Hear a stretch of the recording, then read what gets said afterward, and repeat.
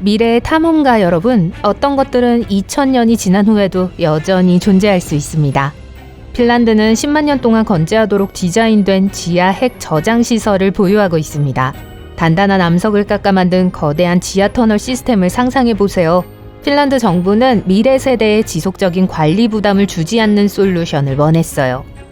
이 인상적인 장소는 헬싱키에서 북서쪽으로 약 300km 떨어진 곳에 위치해 있습니다. 엔지니어들은 1970년대부터 이 계획을 세우기 시작했고 2000년대에 문을 닫고 철거할 계획이었어요. 이 구조물의 핵심은 5km에 이르는 나선형 트랙으로 아래로 내려갑니다. 최대한의 안정을 보장하기 위해 여러 개의 다중장벽이 설치되어 있어요. 강철과 콘크리트 구조물이 그 역할을 할 겁니다. 폐연료봉은 두꺼운 벽을 가진 구리 용기 안에 들어갑니다. 이 용기는 물에 젖으면 부풀어 오르는 벤토나이트 점토로 된 아늑한 바닥 위에 놓입니다. 이렇게 하면 지질학적 변수에 대한 완충제 역할을 하고 구리를 부식시킬 수 있는 액체가 고이는 걸 방지할 수 있어요.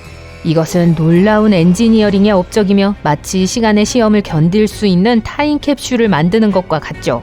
비록 이 작업이 완료되었을 때 함께 축하할 수는 없겠지만 이 작업에 참여한 사람들에게 찬사를 보내요. 앞으로 수백 년 동안 더 오래 보관할 수 있는 방법을 찾아낼 수 있을지도 모르죠. 70년대에 계획하기 시작했지만 미래에는 완전히 다른 모습이 될 겁니다. 이탈리아로 넘어가 보겠습니다. 로마의 판테온 신전에 들어서면 판테온은 거의 2000년 전에 그랬던 것 같은 모습을 보입니다. 이제 시간을 조금 되돌려 보겠습니다. 최초의 판테온은 불이 나서 한 번도 아니고 2번이나 불에 탔을 정도로 힘든 시기를 겪었죠. 어떤 사람들은 판테온이 저주받았다고 말하기도 했어요. 완성된 판테온은 멋진 기둥처럼 그리스에서 영감을 받은 웅장한 걸작이었어요. 하지만 정말 입을 다물지 못하게 하는 것은 거대한 돔입니다. 지구상 최대의 BGG 콘크리트 돔이죠. 판테온의 원래 목적은 여전히 미스테리로 남아 있습니다.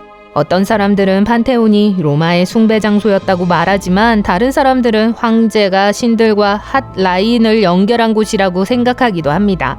오큘러스라고 불리는 상단의 거대한 눈은 햇빛과 비를 받아들이는 역할을 합니다. 지중해 전역에서 가져온 대리석으로 멋지게 보이지만 로마의 콘크리트가 마법을 일으켰어요. 다음은 인상적인 미국의 후버댐입니다. 걸작 건축물이죠. 전문가들은 수력 발전을 활용하고 물이 다른 곳으로 흘러가는 것을 막기 위해 이 댐을 설계했습니다. 이 댐은 요새처럼 지어졌습니다. 강철 콘크리트 그리고 많은 노력이 댐을 튼튼하게 유지합니다. 뉴델리로 날아가서 악샤르담 사원을 확인해 볼게요. 제가 언급한 다른 건축물에 비하면 젊은 건축물이에요. 이 사원은 2005년에 완공되었습니다. 이미 오랫동안 서 있을 수 있는 건물의 특성을 가지고 있어요. 건설 과정에서 수많은 고대와 현대의 혁신 기술이 사용되어 내구성을 보장했습니다. 세계에서 가장 미래 지속적인 건물 목록의 다음 순위는 미주리주 상공의 높이 솟은 세인트루이스 아치입니다. 게이트웨이 아치라고도 알려진 이 건물은 미국에서 가장 높은 인조 기념물입니다. 만리장성은 하나의 건물은 아니지만 수세기 동안 살아남은 고대의 경이로움입니다. 만리장성의 일부 구간은 현대에 재건되었지만 여전히 역사적, 문화적 의미를 지니고 있습니다. 벽돌이 약간 부서져 보일 수도 있지만 여전히 튼튼하게 서 있습니다. 그리고 이스탄불의 아야 소피아로 알려진 옛 비잔틴 교회가 있습니다. 1500년이나 된 이 성당은 여전히 영광스러운 모습을 유지하고 있습니다. 지진과 같은 많은 일을 겪었죠. 건축가들은 아야 소피아를 놀랍도록 짧은 기간에 설계했어요. 1453년 오스만 제국이 콘스탄티노플을 정복한 후 메흐메드 2세는 이곳을 이슬람 사원으로 개조했습니다. 그는 뾰족탑과 샹들리에 같은 새로운 것들을 추가했어요. 아야 소피아는 독특한 건축물의 경이로움을 선사합니다. 아야 소피아의 메인 돔은 높이가 32m이고 양쪽에 2개의 세미 돔이 있습니다. 벽면도에서 보면 건물은 거의 정사각형에 가깝지만 내부에서 보면 지붕이 큰 세미돔으로 확장되어 직사각형으로 보여요.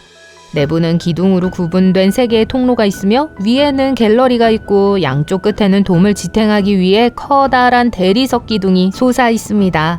이 기둥은 색상과 종류에 따라 엄선된 최고급 대리석으로 만들어졌으며 아래쪽 벽은 대리석 슬랍으로 장식되어 있습니다. 외부에는 갤러리 위와 돔 바닥 주위에 창문이 있습니다. 햇볕이 내리쬐면 이 창문으로 지지 구조물이 가려져 돔이 공중에 떠 있는 것처럼 착각할 수 있어요. 세계에서 가장 견고한 건물 목록을 작성하면서 가장 유명하고 오래 지속되는 건물을 빼놓을 수는 없었을 거예요. 기자의 피라미드죠. 피라미드는 기원전 2540년경에 완성되었습니다. 피라미드는 우수한 재료, 천재적인 엔지니어링, 다른 모든 건축물을 부끄럽게 만드는 디자인 등 모든 것을 갖추고 있어요. 고대 이집트인들은 영원을 위한 건축을 추구했습니다. 그들은 4, 5세계가 영원할 것이라고 믿었기 때문에 무덤도 영원할 수 있도록 만들었어요. 이집트인들은 물리법칙을 완전히 이해하지 못했더라도 안전을 위해 벽과 다른 것들을 추가했어요. 이제 우리 시대로 시선을 옮겨볼게요. 오늘날의 고층 빌딩들이 장수 게임에서 피라미드를 이길 수 있을까요? 두바이의 버즈 칼리파는 세계에서 가장 높은 건물입니다. 인상적인 엔지니어링과 건축을 자랑하죠. 철근 콘크리트 및 철골 구조와 상징적인 디자인 덕분에 오랜 세월을 견뎌낼 수 있었을 거예요. 물론 고층 빌딩은 매우 높고 화려하지만 피라미드만큼 튼튼하진 않습니다. 현대의 고층 빌딩은 거센 바람, 낙뢰, 지진에도 대처해야 합니다. 전문가들은 아직 의견이 분분합니다. 어떤 사람들은 우리가 잘 관리하면 지속할 수 있다고 말해요. 어떤 사람들은 결국 철거되거나 버려질 거라고 생각하고요. 결론은 어떻게 될까요? 시간이 지나봐야 알 수 있겠죠.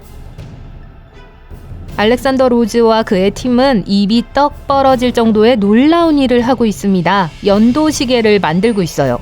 하지만 본론으로 들어가기 전에 일본으로 여행을 떠나보겠습니다. 일본에는 13세기 이상 20년마다 나무와 초가로 진구 신사를 재건하는 전통이 있습니다. 건축물을 보존하고 장인 정신을 다음 세대에 전승하기 위해서죠. 그게 다는 아니에요. 다양한 문화권의 고대 유물과 건물은 오랜 세월을 견뎌냈으며 각 유물에는 우리에게 교훈을 주는 무언가가 있습니다. 시계 프로젝트는 이러한 오랜 경이로움에서 영감을 얻어 우리가 장기적인 미래에 대해 생각하도록 하는 것이 목표입니다. 만년 동안 사용할 수 있는 시계를 제작하는 것은 쉬운 일이 아니에요. 제작팀은 재료, 위치, 오래 지속되는 구조물의 과거 사례 등을 고려해야 해요. 예를 들어 역사상 독특한 보물 중 일부는 단순히 분실되었다가 나중에 발견되었기 때문에 살아남았습니다. 지하로 이동하는 것도 유물을 보호하는 또 다른 방법이에요. 지하 환경은 유물을 비바람으로부터 보호하고 온도를 안정적으로 유지해줘요. 하지만 한 가지 성가신 문제가 있는데 바로 물입니다. 물은 항상 몰래 침투하려고 하죠.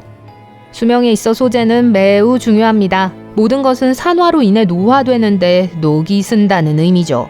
따라서 수천 년을 견딜 수 있는 소재를 찾는 것이 중요합니다. 건물의 실제 수명은 건물의 성격과 목적에 따라 다릅니다. 예를 들어 멋진 오피스 빌딩을 생각해보세요. 이 건물들은 모두 30년에서 50년 정도만 사용되도록 설계된 단기적인 용도예요. 모든 것이 그렇듯이 무언가를 오래 유지하려면 노력이 필요합니다. 정기적인 점검, 유지 보수 및 수리는 건물을 보존하는 열쇠입니다.